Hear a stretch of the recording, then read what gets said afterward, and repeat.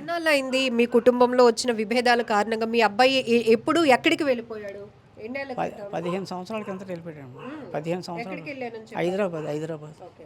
హైదరాబాద్‌లో స్థిరపడడానికి వెళ్ళిపోయాను అని చెప్పాడు. ఈ 15 ఏళ్లలో మీతో రోజు ఫోన్‌లో మాట్లాడడం రోజు లేదండి, రోజు లేదు. ఎప్పుడో మనకు అవసరం వస్తే ఆడికి ఫోన్ చేస్తాను, ఆడికి అవసరం అయితే నాకు ఫోన్ చేస్తాను.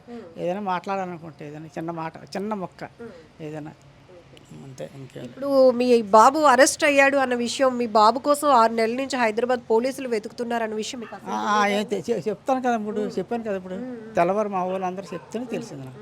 అంతవరకు నాకు తెలియదు. ఎన్నాళ్ళైంది మీ అబ్బాయితో లాస్ట్‌గా మాట్లాడి? డబ్బులు ఏమైనా పంపుతున్నాడా? సంపాదిస్తున్నా? ఆడు పంపినా నాకు అక్కర్లేదండి. ఆడు పంపడు, నేను అడగను. ఆడు అడగడు, డబ్బులు కావాలని ఆడు అడగడు, నేను అడగను. ఒకవేళ ఆడు పంపించినా నాకు వద్దు. నాకు పెట్టింది దేవుడు పెట్టింది నాకు చాలు మందులకి నాకు తిన్నంతకే సరిపోతుంది. ఇప్పుడు మీ బంధువుల ద్వారానైనా మీ అబ్బాయి ఎందుకు పోలీసులు అరెస్ట్ చేశారు అనే విషయం మీకు తెలుసా? వాళ్ళు వార్తలు ఛానల్ మీనట్టు ఛానల్స్ ఉంటాయి కదా, ఏ చూసి వాళ్ళు చెప్పారు నాకు, అంతే.